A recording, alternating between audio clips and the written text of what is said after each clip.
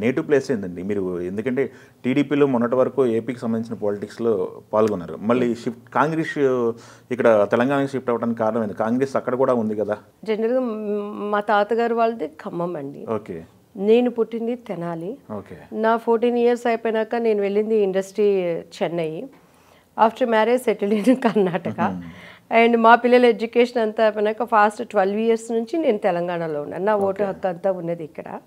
నేను ఎక్కడ ఏపీలో కంటెస్ట్ అయితే నేను చేయలేదు.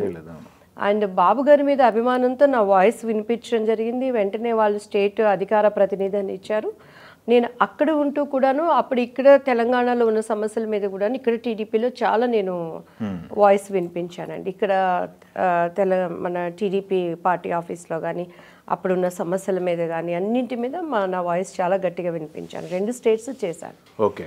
అండ్ ఇంకొకటి ఏంటంటే ఇది నేషనల్ పార్టీ. సో నాకు ఐ కెన్ స్పీక్ 4 లాంగ్వేజెస్. నేను జాయిన్ అయినప్పుడు ఠాకరే గారి సమక్షంలో అదే చెప్తే ఇన్ ఫ్యూచర్ మనం ఎక్కడైనా తనని మనం ఉపయోగించుకోవచ్చు, అన్ని లాంగ్వేజెస్ మాట్లాడుతుంది కాబట్టి అని అన్నారు.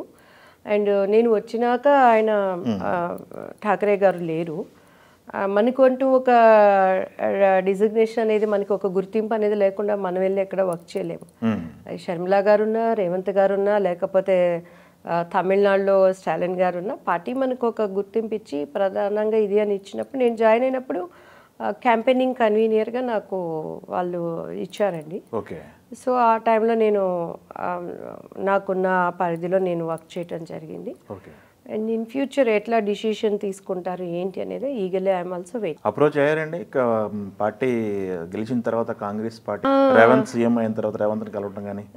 రేవంత్ రెడ్డి గారిని అయితే నాకైతే ఇంతవరకు అపాయింట్మెంట్ దొరకలేదండి. ఓకే.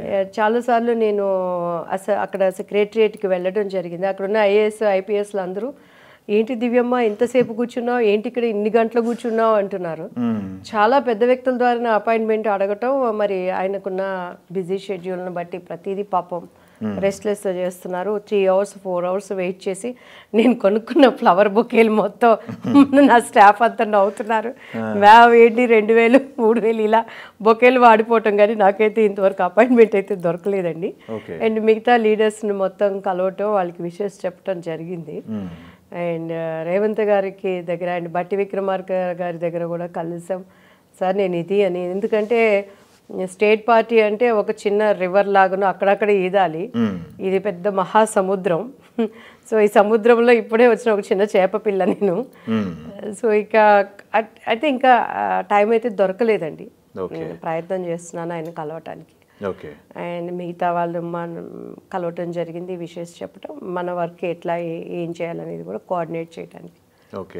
ఇంకొకటి అండి, మనకి ఇప్పుడు ఎలక్షన్స్ కూడా వస్తున్నాయి, మళ్ళీ పార్లమెంట్ ఎలక్షన్స్ వస్తున్నాయి. ఎలక్షన్ టయానికి మన ఏమన్నా క్యాంపెయిన్కి పిలుస్తారనే నమ్మకం ఏమైనా ఉందంటారా? మేబీ ఇంకా ఒక 1 మంత్ ఉంది.